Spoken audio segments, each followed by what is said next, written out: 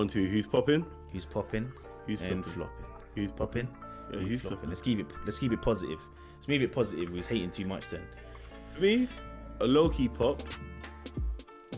For someone who normally gets a lot of attention in the league, his low-key pop went unnoticed, in my opinion. We might have the same. Did you go for Trae Young as well? I did. You went for Trae? Yeah. My guy. This guy Average was his spud through the thing. Bro, the guy 30 in every single game. 30. Yeah. Minimum of 30 points. Not like the competition was crazy. No, but I think but so far what this he was season, supposed to do, yeah. we haven't seen that from anybody really this season. You know, and I had to put Stephens on it. I had to what's it called? Yeah, but he's doing 50 and I'm talking about a player that's just getting there 30 and I put him in this because when he was flopping at the start of the season, I called him out in it. So I have to give praise if you're actually popping. He's popping now, man. He's back to ice. Yeah, Trae. I called him out as well last week. Yeah, I think. Yeah, he's doing his thing now. Like that's why. No, that's why. Okay, let me not get. Actually, no, let me get him. That's why this James Harden. I gave him the excuse at the start of like, oh, it's a new basketball, all of that. But everyone's actually. Are you saying that Trae's shot enough now that you know it's hard to shoot the Wilson? Trae shot enough. Everyone that I was observing that was moving a bit shaky with the new basketball. Are you calling him Ice Wilson? Oh boy, I meant like Ice Wilson. I like that. But no, Trae Young, bro, 30 in each. Wins against OKC, Spurs, Memphis. I had that written down. I said I've got written down the competition weren't the best, but at the end of the day, game recognized game, innit? 30. If you're dropping 34 times every game of the week, you're popping, in my opinion. And I got a new stat for you as well. Talk to me. Hey, clean the glass. Hey, shout out to cleaning the glass. Right, sounds like we are sponsored, innit? But he was involved in 39% of the team's possessions this week. Damn. That's either scoring, getting a turnover, or assisting. Wow. But 39%, that's dominating a team. That's being a superstar for your team. And to do that and get 30 points, why not? 100%. It's clear I enjoy going on looking at new stats. It's always quick when we got the same player or the same team on the category. Alright, for me, who's flopping?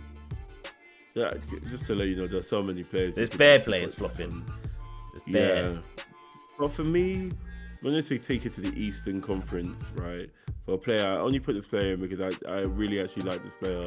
And I just feel like he's been a bit shaky. I've been up and down. I put Domantas Sabonis. Oh, you know what's crazy? Quick disclaimer, obviously, you know, last week we didn't have an episode. I had Sabonis as my guy last week for flopping. But I've changed it for this week, but I had Sabonis last week. It was a bit more deserved last week. But he had a couple good games this week. But I don't know. He still had some very subpar games. So I just wanted to shed some light on him. It's basically, you want to shed some light, you're exposing him. Yeah, because I like because I actually really like Sabonis. You know what it is with Sabonis? Last season, me and you, we were screaming. I say we were screaming. We weren't screaming nothing. Me and you last year, we were saying that he got snubbed. Yeah. And I'm sure we had a video that say he got snubbed. Yeah. I'm telling you right now, if All-Star was next week, I would not be saying Sabonis got snubbed. He's not playing like an All-Star at all. Even if he didn't show up in the when you actually get to select someone and he wasn't even in the list, I wouldn't even be upset. And that is warrant of a flopping because you are meant to be the best player on the Indiana Pacers team. 2-time All-Star. You want someone to keep that trajectory up, especially with a small market team. It's always good when they have that guy. Yeah, you're meant to be that guy. Especially for the Pacers, and it's a good field because the Pacers through their years have always had someone. Yeah, Reggie Miller or Ron Artest for a bit, Jermaine O'Neal for a little bit. Who else? Yeah, Paul George, and it would be Roy Hibbert or Victor Oladipo for a little bit. So I don't know. I just feel like it's sad for him to take a step back. But the only thing I would say is maybe it could be with Rick Carlisle coming on board, and his scheme is just completely different to what. Yeah, remember as well, Sabonis is actually undersized in where he plays. Remember that as well. Yeah. I like he's good passer, good back to the basket kind of guy, like triple double. threat like every so often. So yeah, no. I'm glad you said triple double anyway, because I got a little Clumsy's conspiracy coming up as we're mentioning later on segments.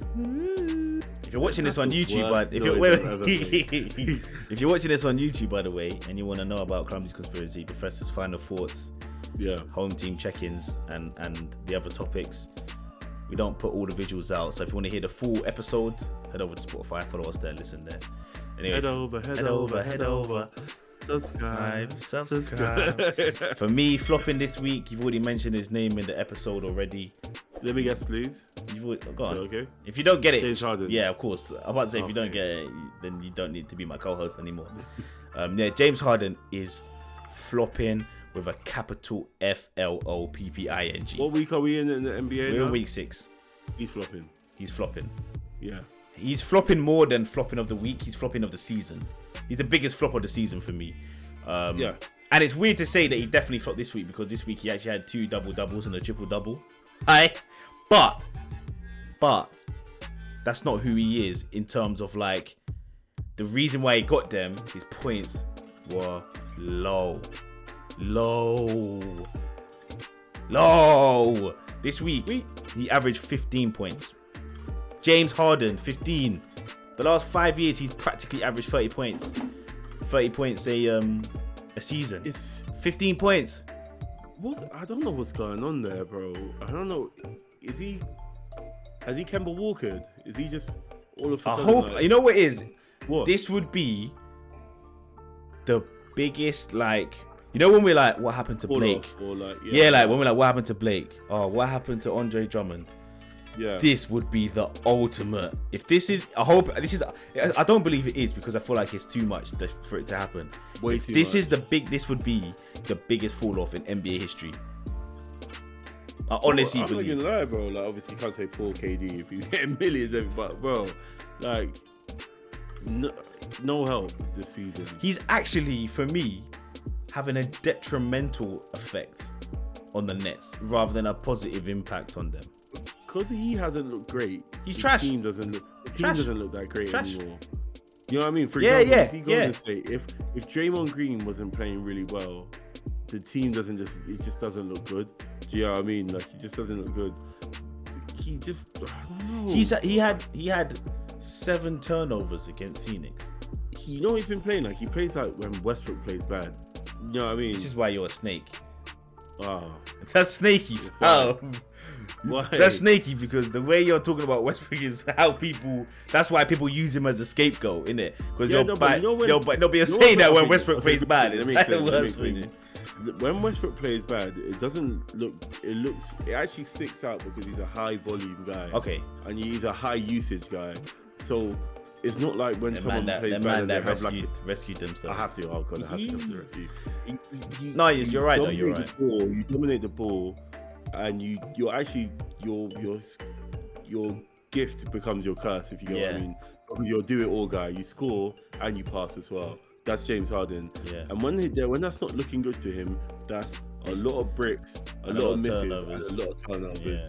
Like, but when it's clicking, you can take over a game. The thing is, at the beginning of the season, I was saying that what was affecting his game was the not getting the whistles, and that's why his points were affected. But at the end of the day, I thought he was going to be able to adapt his game.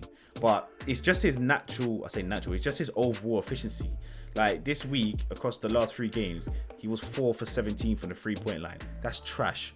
That's nothing to do with whistles and fouls. That's trash. If anything, what actually shocked me from that number isn't the percentage is shocking. That's not a lot of 3-pointers for James Harden. 17 in 3 games. That's not a lot, bro. That's not a lot. Which tells me he's mentally, from just even hearing that, it shows me he is kind of trying to figure something out. Because James Harden is a guy who can normally shoot 10 in one game. Like, do you know what I mean? No, but one of the games he had 9, so that's about 10. And then I think it was 9, 6, and 5 maybe. But either way, that's trash. That's trash. Yeah, that's trash. Yeah, James Harden. I allowed you a few weeks ago. I think I even had James as flopping. Did we have him flopping? Did I have him flopping? Week 1. No, I had Trae. No, I had Trae Young actually. I don't know if I had him flopping, but I do remember definitely saying that I expect him to bounce back because of the type of player he is to readjust his game. I'm yet to see it. It's week 6. I'm yet to see it. On week 6, we're yet to see it. Let's head into the Young Buck watch anyway. James. Boy. Bro, he's actually flopping. He's flopping. Yes, flopping. That's the definition of flopping. I'm not gonna lie. Sabonis is like. No. Sabonis is flopping though. To be a 2-time All-Star and then to be dead, that's flopping. But James Harden is flopping. He's flopping.